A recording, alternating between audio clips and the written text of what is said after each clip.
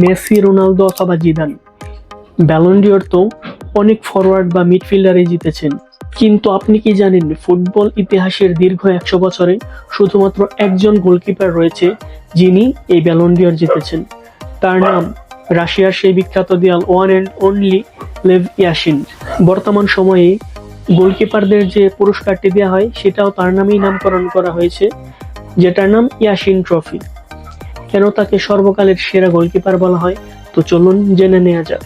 তিনি তার ফুটবল ক্যারিয়ারে 151টি পেনাল্টি সেভ করেছে, যা আর কেউ পারেনি, এবং সে 270টির বেশি ক্লিনশিট রেখেছে, এবং সে 1963 সালে ব্যালন ডিওর জয়ী একমাত্র গোলকিপার।